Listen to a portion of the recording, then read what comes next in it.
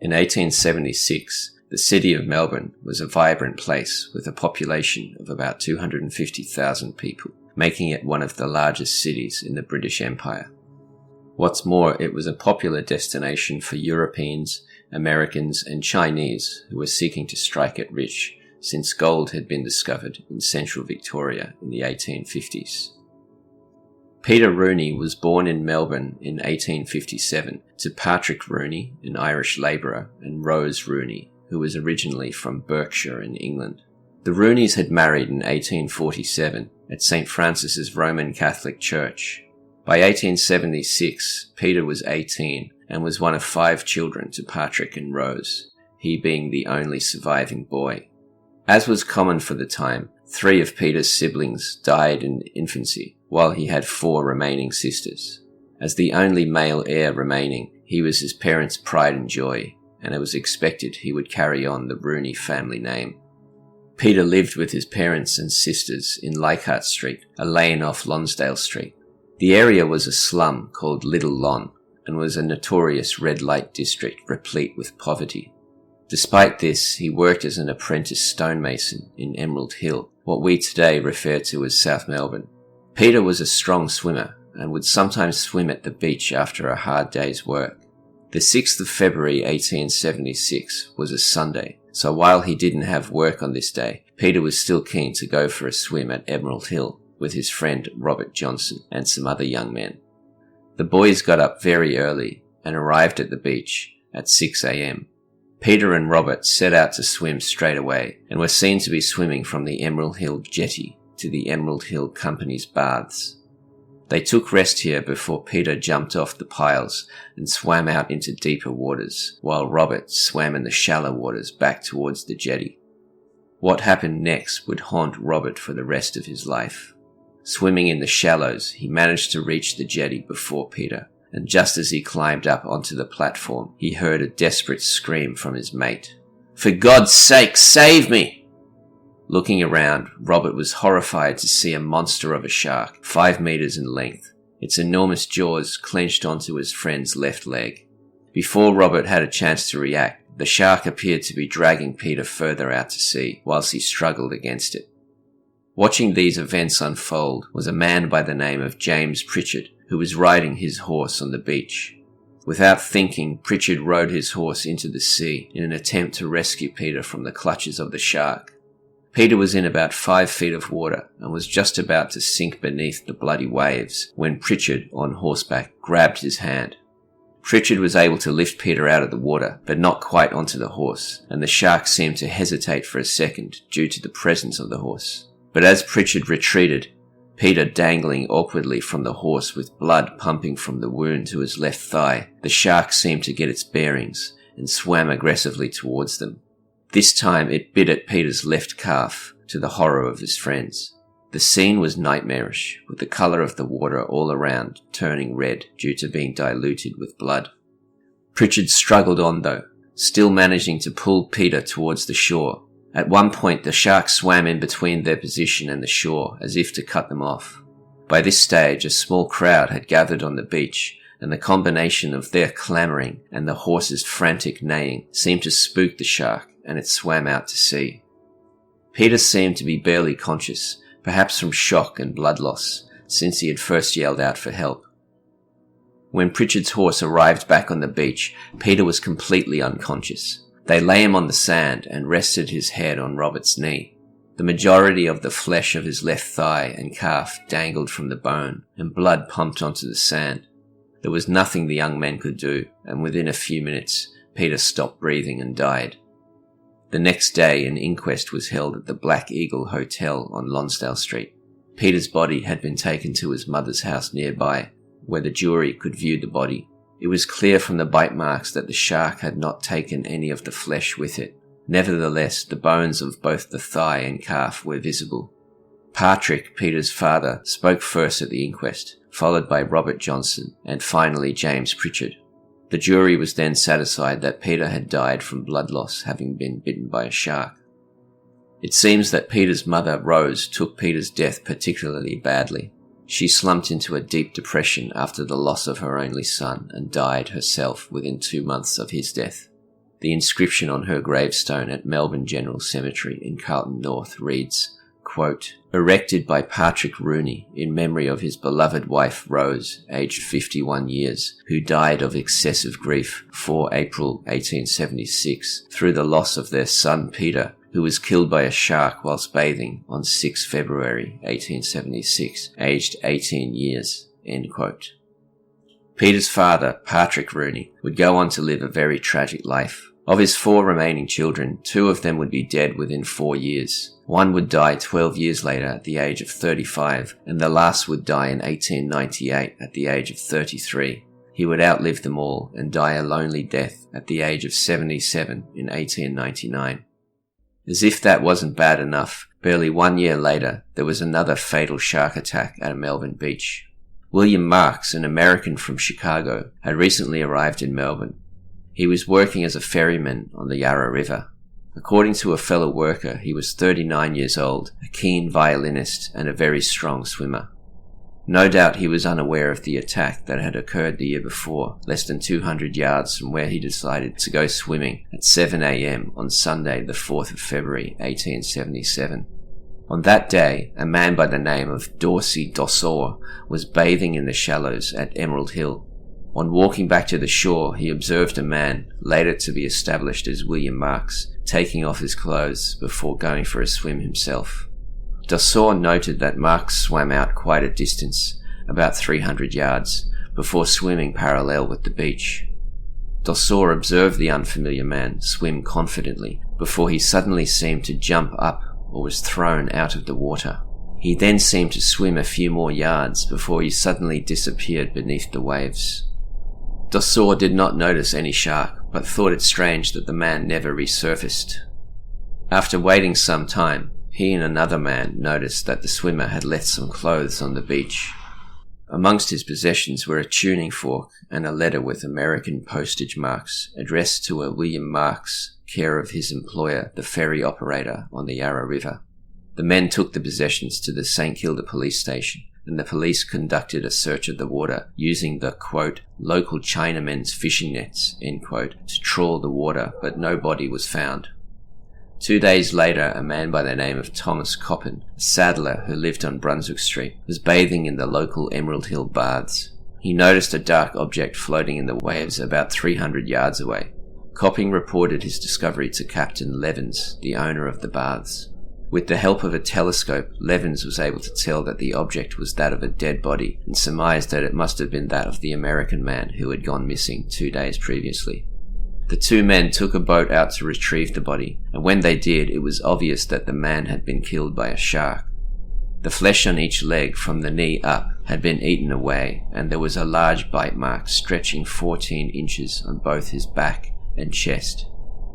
At the inquest into the man's death, a co-worker from the ferry company he worked at on the Yarra River identified him as William Marks, a 39-year-old American from Chicago who had been until his recent arrival in Melbourne working as a farmer in California. This attack, coming so soon after the one on Peter Rooney the year before and at virtually the same location, leads one to assume that it may well have been the same shark that killed both men, perhaps a great white that lurked in that part of the bay in the late 1870s. But these were not the first shark-caused fatalities in the bay. Indeed, 2 had occurred in the bay 20 years earlier in the 1850s.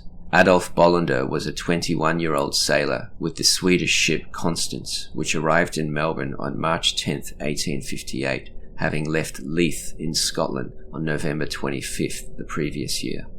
On Sunday the 14th of March, Bollander and some of his fellow crew were enjoying a swim under the bow of their 785-ton vessel, where it was anchored 1 kilometre off the shore in Hobson's Bay at the northern tip of Port Phillip Bay near Williamstown. One by one, the men had enough of their swimming and returned to the ship until Bollander was the only man left in the water. Suddenly, a horrific shriek was heard from his direction. The other sailors who were on the deck looked towards him and saw that he had been seized on the thigh by a large shark that was dragging him under the water. Bollander was a fit, strong man, 6 feet in height, and somehow he managed to escape from the shark's clutches and reach the ship. The shark, though, seemed to re-energize, and took another chunk out of Bollander's leg as he was being helped onto the ship, to which he screamed out in agony, and blood pumped out all over the side. It was a horrific scene. The other men used long poles with hooks on the ends and paddles to beat the shark until it finally relented and they managed to drag him onto the deck. The men immediately took him to the shore in order to seek medical attention, but Bollander died of blood loss before they reached it. An inquest was held the next day at Williamstown at Rees's Steam Packet Hotel, where Bollander's body lay. The coroner remarked that Bollander was an extremely handsome man, but was horrified to observe that the flesh had been completely torn from his thigh. The jury found that he had died from the effects of being bitten in the thigh by a shark, and cautioned against bathing in Hobson's Bay. 3 years earlier than this incident, in 1855, the earliest recorded confirmed fatal shark attack occurred in Port Phillip Bay. Not much information has been recorded about this incident, including the name of the victim. However, there were enough contemporary press reports about it to confirm that it was a verifiable shark attack. It was reported in Sydney's Empire newspaper as follows, quote, "Fatal occurrence. Reported destruction of a bather by a shark. Yesterday afternoon, 2 seamen belonging to the whaling brig Curlew, lying off Towns Wharf, jumped overboard for the purpose of bathing and having a swim. They had not been many minutes in the water when one of them suddenly disappeared and the other rapidly returned to the vessel and reported that his companion had been seized by a shark." End quote. Thus far, we have only reported on fatal shark attacks in Port Phillip Bay that occurred in the 19th century. However, there were a handful that also occurred in the 20th century. 27 years after William Marks was killed at South Melbourne, on the 12th of June 1914, Adria Croxford had an encounter at Sandringham Beach that would change her life forever. She went to the beach that day with her husband, John Croxford. Mr. and Mrs. Croxford had 11 children from their marriage, but it is not clear from press reports whether any of the children were with them on that day. John Croxford, who was 43 years old and reportedly an excellent swimmer, was no doubt also fairly resistant to cold, considering he chose to swim in the bay on this day in the middle of winter. At around 3 p.m, he told his wife he was going to swim in the water. He went into the tea tree scrub for privacy and changed into his bathing suit before swimming out quite a distance. Soon afterwards, John returned, no doubt invigorated by the icy water, as he remarked to Adria how beautiful it was. He told her he was going in again, and this time swam out about 100 yards. Little did Adria know that she would never speak to the father of her 11 children again. Mrs. Croxford watched her husband enjoy himself for a few moments before seeing a dark object appear in the water behind him. She recognized it as a shark and called out to her husband, but he did not seem to hear her. Abruptly, the shark disappeared beneath the water, and in the next moment, John Croxford completely disappeared from view. Adria Croxford was convinced her husband had been taken below the waves by a shark, so immediately rushed to Sandringham Police Station, where, in an extremely agitated state, she informed Constables Lane and Raven about what she had witnessed. The officers arranged for a motorboat to scour the area for Mr. Croxford, but they found no sign of him. In fact, despite an extensive search, his body was never found. But perhaps the most notable and eventful fatal shark attack to occur in Port Phillip Bay occurred on the 15th of February 1930. Norman Clark was born in 1910 in Brighton, a bayside suburb of Melbourne. He was one of 12 children to James Clark, a mechanic who worked for Brighton Council, and Priscilla Clark. But James had died in 1924, leaving Priscilla and her 12 children to survive as best they could. By 1930, at just 19, Norman was a winchman at the Melbourne wharves, where he worked hard to help support his brothers and sisters. This day, however, was a Saturday, and Norman intended to enjoy it at the beach with his fiance and his 14-year-old younger brother, Russell. The day was the occasion of the interstate dinghy race, being held by the Brighton Yacht Club, and as a result, there were about 200 people on Middle Brighton Pier watching proceedings. Norman, his girlfriend, and Russell walked down to the end of the pier and sat on the lower level platform, which is almost at the level of the sea. This point of the pier is about 400 metres from the shoreline, and as such the water level is quite deep. While the three were dressed in bathing suits, witnesses described Norman's girlfriend and brother Russell as reluctant to enter the water, as Norman seemed to spend a few minutes trying to goad his two companions to enter with him. Unable to convince them, Norman dived in alone and swam out about 7 or 8 metres before returning to the landing. At this point, he began splashing his girlfriend in order to encourage her to jump in with him, but if anything, it had the opposite effect to what he intended, as she recoiled away from him because of the cold. Norman decided this was not going to ruin his fun though, and dived in again, swimming out some distance. He returned to his companions and treaded water about 3 metres from the platform. He once again asked them to join him, and this time it seemed like his girlfriend had acquiesced to his insistence as she approached the edge where he was. Just before she was about to enter though, Norman seemed to raise one hand in the air while shrieking, "Oh!" before disappearing under the water. The girlfriend at first thought he was playing games, but a few seconds later this was proven wrong when Norman reappeared as he was straddling the nose of a huge great white shark. The shark clearly had a hold of one of Norman's legs, and he was desperately struggling with it, throwing punches in a vain attempt to get the beast to let go. At the same time, there was a huge commotion on the pier as onlookers became aware of the terror unfolding in front of their eyes. Norman's girlfriend fainted almost immediately at the shock of what she was witnessing and was carried away, whilst Russell called pitifully to his brother. But the shark and Norman disappeared under the water again and were carried to a spot about 4 metres from the end of the pier where they could be faintly made out struggling under the water. Then Norman resurfaced again. This time blood diluted the water all around, and he seemed to have been weakened by the shark as he was not throwing as many punches as he had previously. Again he was dragged under and resurfaced in a spot about 10 metres to the southwest corner of the end of the pier. Here he resurfaced a few times, all the time struggling more and more feebly. This went on for about 5 minutes before he was dragged under and wasn't seen again. Throughout this horrifying experience, about 100 people stood transfixed on the pier, watching the horrifying events unfold. News spread down the pier as to what was happening, and swimmers on Brighton Beach soon exited the water, but nobody on the pier attempted to help Norman throughout his ordeal. A few minutes after he last disappeared, news of the incident had finally motivated someone to put 4 motorised boats into the area to search for any sign of his body, but they failed to locate neither Norman nor the shark. Witnesses described the shark as a monster, 4 to 5 metres long. In the weeks following the tragedy, fishermen throughout Port Phillip Bay made extra effort to catch the shark responsible for Norman's death. Dozens of sharks were caught and killed, but none of them were the same monster great white. For decades afterwards, tales of Norman's demise took on an almost mythical quality in Melbourne's pubs and school playgrounds. One apocryphal version of the story, which seems to have gotten quite widespread traction, was the tale of Norman Clark, the kid who jumped off Brighton Pier straight into the jaws of a great white shark. Of all the incidents detailed in this podcast, it was definitely the one that captured the imagination of Melbourneites more than any other.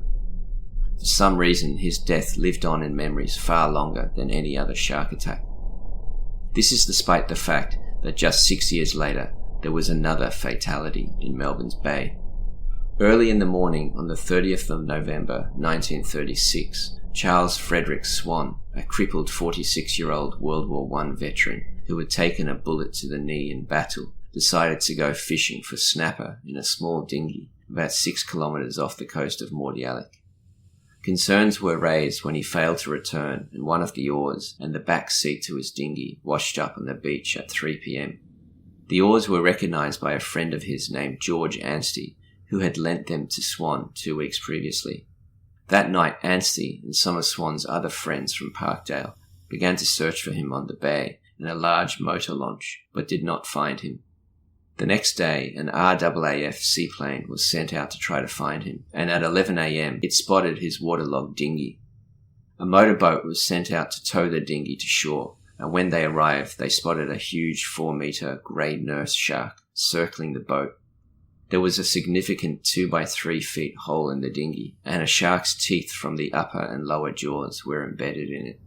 Fishermen believed that the shark had followed a snapper that Swan had hooked and attacked the boat, throwing him into the water where he was easy pickings for the shark. Numerous sharks were caught in the following weeks in an attempt to find his body, but neither he nor the shark were ever seen again.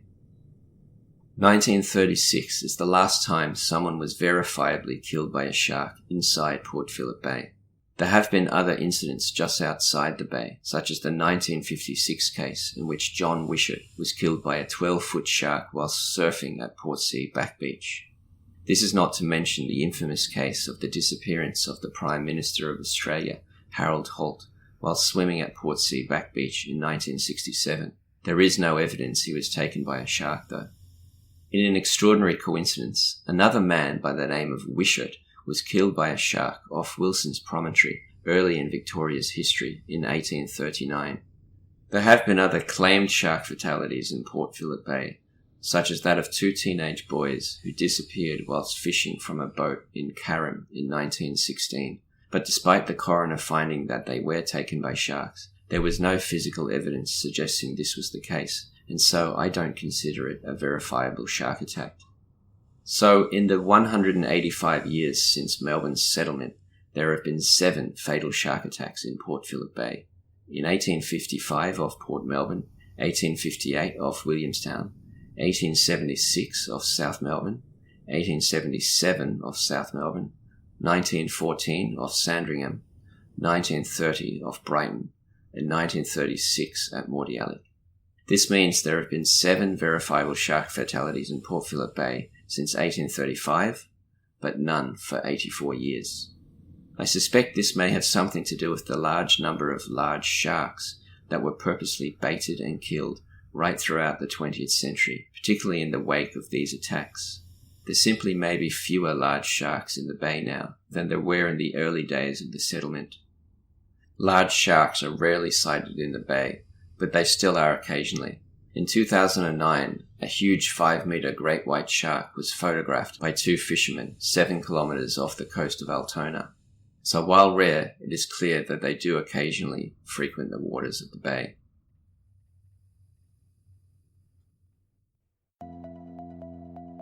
My name is Eamon Gunning, and you're listening to Melbourne Marvels, a podcast about interesting things that have happened in the Melbourne area throughout history.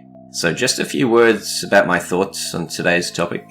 Ever since I started researching this topic, when I swim in the bay, I find it really difficult to quell my fear that I could be attacked at any moment. It's probably an extremely illogical fear to have. If you think about the number of hours spent swimming and frolicking in the bay since 1835, it's probably in the billions, yet only 7 people have actually been killed by sharks in that time. There's just something so primarily fear-inducing about being predated on, though, especially when you're in the water and you can't see what's in there with you. I think I'd be less fearful walking around the African savannah. Maybe not at night, though. So, listeners, don't let this podcast put you off from swimming in the bay. You won't be eaten by a shark. The chances of that happening are minuscule. It's just not going to happen. I mean, someone will be eventually, but I'm almost certain it won't be you. So keep on swimming and enjoying yourself. There's no way I'll be eaten. I mean, imagine the headlines. Man who made podcast about man-eating sharks in Port Phillip Bay is eaten by shark in Port Phillip Bay. Or I'd have to be so unlucky. That would probably be my luck, though. If you like this podcast, please subscribe on iTunes, Spotify, or whatever your podcast app is. Subscriptions are what helps improve the discoverability of the pod. You can even donate your money if you want. Melbourne Marvels is on Patreon. You can donate as little as $1 per episode if you enjoyed what you've heard. If you do this, I'll read out your name on the next episode. Currently, I have 2 subscribers, so I'm bringing in a whopping $2 an episode. This is helping me pay for my subscription to newspapers.com and other expenses, such as the annual cost of hosting the website. I got all of the information about the events in this podcast by reading contemporary newspaper articles on Trove and newspapers.com. I've made a list on Trove called Shark Attacks in the Melbourne Area, which contains most of the articles I used to research the topic. I also looked up The Age on newspapers.com. I'll put links to the specific articles on my website when I update the blog at melbournemarvels.com. My next project will be to remake the episode on the Cranbourne meteorite. There is currently a very crap episode out there on this topic. I've actually taken it down from my podcast feed, but I think it's still up on the YouTube account. It's a fascinating story about a large iron bolide that crashed through the Earth's atmosphere and blew up over the Cranbourne area in the late 1700s. You can find me everywhere online by looking up Melbourne Marvels, Facebook, Instagram, etc. On Twitter and Instagram, I'm under Melbin, Melbin Marvels. The most important thing to do, though, is to subscribe on your podcast feed so that you get an instant update every time I release an episode on iTunes. So thanks very much for listening, you beautiful people. Till next time, be careful out there.